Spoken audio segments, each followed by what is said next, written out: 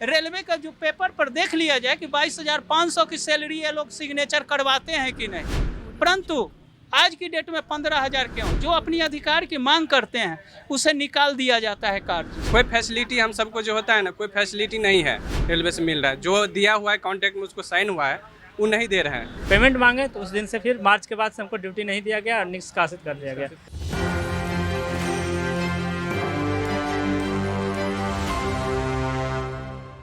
नमस्कार, मेरा नाम सदन जी है और आप देख रहे हैं एक न्यूज़ 24। और आज हम बात करेंगे रेलवे जो प्राइवेट से जो लोग अंदर मतलब कि दाखिला जिनका हुआ है, जो काम करते हैं उनमें उनके साथ क्या शोषण हो रहा है, उनकी क्या समस्या है। उन्होंने सरकार के ऊपर गंभीर आरोप लगाए, तो आइए जानते हैं उनकी क्या समस्या है। आप लोग रेलवे प्राइवेट से हैं, ठीक है। आप लोग का पहले सबसे ये पहले बताइए कि आप लोग इसमें दाखिला कैसे किए थे? हम लोग इसमें दाखिला हुए कि जो है ना सुपरवाइजर, वो हम लोग से पैसा ले करके कि आइए आपको रेलवे में प्राइवेटकरण है, टेक्निकल में आप लोग आइए, इसमें अपना कार्य को अनुभव को अपना प्रदर्शन कीजिए। हम लोग गए, पेपर में भी हम लोग देखे। आपने एक बात बोला अभी कि पैसा लेके, ठीक है, यानी आपसे जो इसमें मतलब कि दाखिला आपका जब जॉब मिला आपको तो आपसे पैसा लिया गया था। जी। कितना पैसा लिया गया था? और हमसे लिया गया था 40,000 रुपया।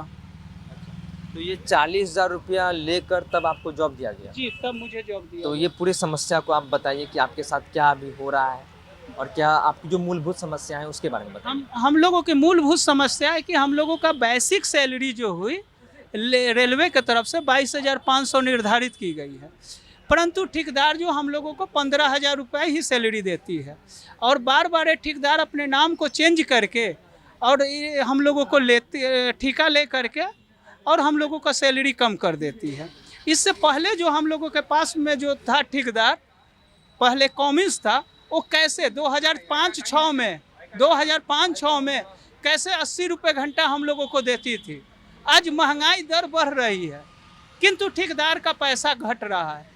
रेलवे का जो पेपर पर देख लिया जाए कि 22,500 की सैलरी ये लोग सिग्नेचर करवाते हैं कि नहीं, परंतु आज की डेट में 15,000 क्यों? जो अपनी अधिकार की मांग करते हैं उसे निकाल दिया जाता है कार्य। जॉब काम कहाँ पे करते हैं आप? हम काम दानापुर मंडल में करते हैं और दानापुर कोचिंग डिपो में करते हैं, मंडल का अधीनता में। आप बताइए, देखिए ये आई कार्ड भी इन्होंने पान रखा है। इसमें आपका क्या नाम है? घनश्याम प्रसाद। इसमें सेल्स एंड सर्विस, क्या कौन सा पोस्ट है आपका इसमें? टेक्नीशियन है। क्या है समस्या, आप बताइए। जैसे सर हम लोग ड्यूटी जितना दिन किए, मार्च तक हम ड्यूटी किए और जब पेमेंट मांगे तो हमें निकासित कर दिया गया। कहा कि आप पेमेंट अभी नहीं मिलेगा, पेमेंट मिलेगा बाद में, जो आप करना है तो करिए, नहीं तो छोड़ दीजिए। इसी तरह से हमको जब हम लोग पेमेंट के लिए आवाज़ उठाते हैं, कोई भी लड़का उठाता है तो उसके खिलाफ तुरंत कंपनी निष्कासित कर देता है। ये किनके द्वारा कहा गया? कि मतलब कि आपको निकाल देंगे जॉब से? आप जब वेतन की मांग के आपने काम किया तो ये किनके द्वारा कहा गया कि हम निकाल देंगे? आर्यन राजेंद्र नगर कोचिंग डिपो में एक प्राइवेट सुपरवाइजर है संजीव कुमार। इसी तरह से हर बार अगर फ़ोन करता है कोई भी लड़का कि हाँ सर पेमेंट कब आएगा, 4 महीना हो गया, 5 महीना हो गया, पेमेंट हम लोग को नहीं दिया जा रहा है, कब मिलेगा? तो कहता है करना है ड्यूटी तो करो, नहीं करना है तो निकल, छोड़ दो ड्यूटी, कल से मत आना ड्यूटी। हम राजगीर में श्रमजीवी लेकर या प्राइवेट टेक्नीशियन पावर कार में चलते हैं, वहाँ पर कर रहे थे ड्यूटी। उस पेमेंट मांगे तो उस दिन से फिर मार्च के बाद से हमको ड्यूटी नहीं दिया गया और निष्कासित कर दिया गया। हाँ, निष्कासित कर दिया मैंने कि ड्यूटी नहीं लगा रहा है, कंपनी से नहीं निकाला पर ड्यूटी हमें नहीं लगा रहा है।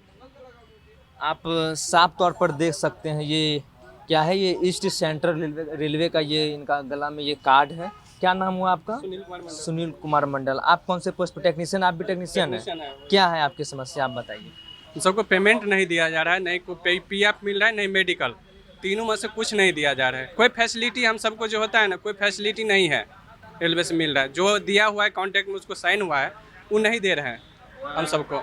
एक ने बताया हमको कि हमारी जो बहाली हुई थी 40,000 रुपये लेकर, जैसे कि रेलवे प्राइवेट में मतलब अंदर जो दाखिला हुआ, एग्ज़ाम वगैरह नहीं हुआ, लेकिन 40,000 रुपया घूस के तौर पे ये एक घूस के रकम लेके ठेकेदार लेके और उनकी मतलब उसमें दाखिला हुआ। तो आपका कैसे दाखिला हुआ था? मेरे में नहीं हुआ। किसी को दाखिला होता है लेके हो रहा है, किसी को नहीं हो रहा है। जिसको हो रहा है वो बता रहे, लेकिन इसमें हो रहा है, दाखिला हो रहा है, इतना पता है। क्वालिफिकेशन भी तो कुछ होता है। ITI पे लेते हैं। ITI पे लेते हैं। आप बताइए आपका क्या नाम हुआ? मेरा नाम तिलक राजू है, तिलक राज। टेक्नीशियन से ही है। ये जो कार्ड, ये जो आप जो गले में जो लगाए हुए हाँ हैं, जी ये रेलवे की तरफ से दिया जी गया? हाँ सर। तो क्या समस्या आप? समस्या ये है कि जब हम अपनी सैलरी की बात करते हैं, पीएफ की बात करते हैं, हमारी कंपनी सब कुछ दे रही है, रेल हमारा सब कुछ दे रहा है, लेकिन ये हम तक नहीं पहुंच रहा है सर। और जब हम तक पहुंचने की बात हम अपने ऊपर अधिकारियों को रख रहे हैं, एसएससी वगैरह को रख रहे हैं, डिपो इंचार्ज को रख रहे हैं, या फिर आपके जो कॉन्ट्रैक्ट चला रहे हैं उनको रख रहे हैं, तो सीधे वहाँ से एक प्रकार का धमकी मिलता है सर। निकाल देंगे। जी सर, मेरे साथ यही हुआ है। हम पहले दानापुर डिपो में काम करते थे सर।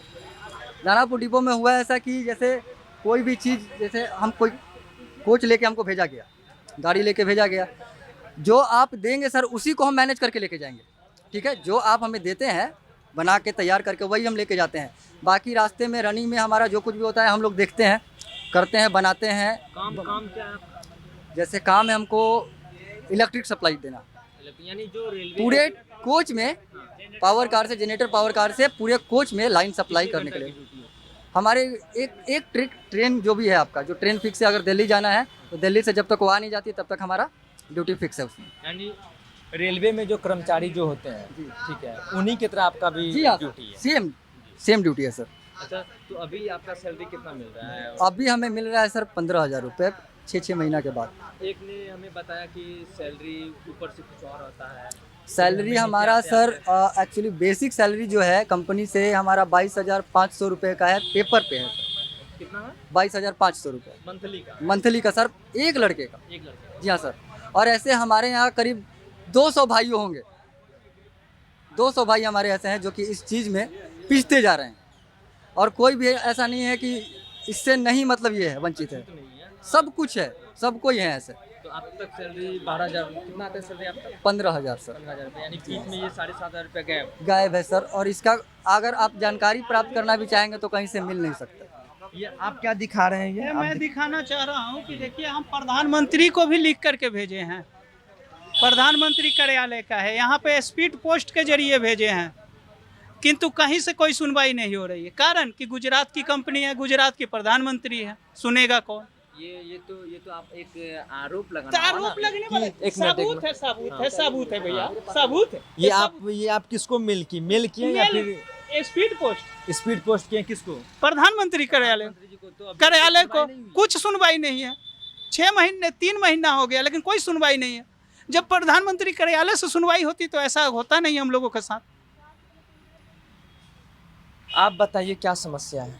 समस्या ये है कि हम 2018 से काम कर रहे हैं। 2018 से? हाँ, इसमें क्या होता है कि स्कॉटिंग करवाना तो स्कॉटिंग करवाते रहते हैं, मेंटेनेंस, मतलब कुछ को मेंटेनेंस भी देते हैं और कोई लोग को स्कॉटिंग, जिसको मेंटेनेंस करने का मन रहता है तो वो लोग को देवे नहीं करते हैं। आप किस पद पे हैं रेलवे में? हम भी टेक्नीशियन में हैं। टेक्नीशियन, यानी सारे लोग टेक्नीशियन में? हाँ हाँ हाँ, अब पेमेंट का इशू है।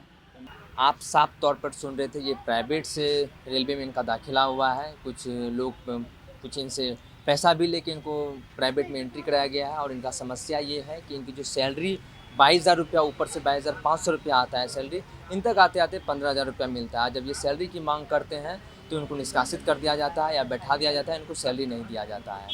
इस तरह की तमाम वीडियो के लिए आप देखते रहिए एक न्यूज़ 24। मेरे सहयोगी विष्णु के साथ मैं सदन जी पटना।